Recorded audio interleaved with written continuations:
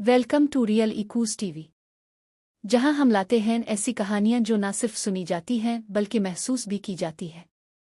आज की कहानी एक ऐसी मेहनती लड़की की है जिसका सफ़र गरीबी से अमीरी तक का है।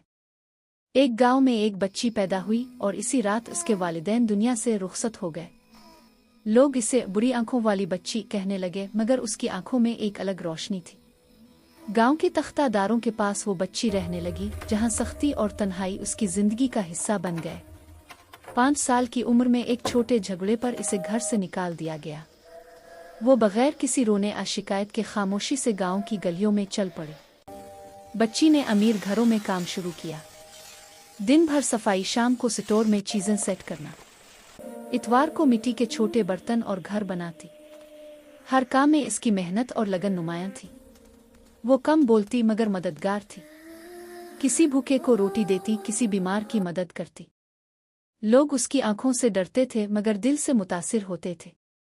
एक दिन इसने हिम्मत की और अपने बनाए हुए बर्तन बेचने के लिए बाजार गई। लोग देखकर हैरान रह गए कि इतनी छोटी उम्र में इतनी मेहनत और सलीका कैसे। इसी बाजार में बादशाह आया। इसकी नज़र इस बच्ची पर पड़ी। इसकी आंखों में खामोश ताकत और हाथों में मेहनत की कहानी नजर आई। बादशाह ने इसे महल ले जाने का हुक्म दिया। वो डारी नहीं, इनकार नहीं किया।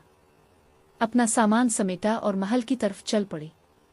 महल में इसकी मेहनत, ईमानदारी और लगन ने सबको मुतासिर किया। बादशाह ने ऐलान किया, ये मेरी बेटी है। गांव की वो बच्ची जो पैदाइश के दिन अकेली थी, अब एक रियासत की वारिस थी। अगर आपको ये कहानी पसंद आई तो हमारे चैनल को ज़रूर सब्सक्राइब करें। शुक्रिया।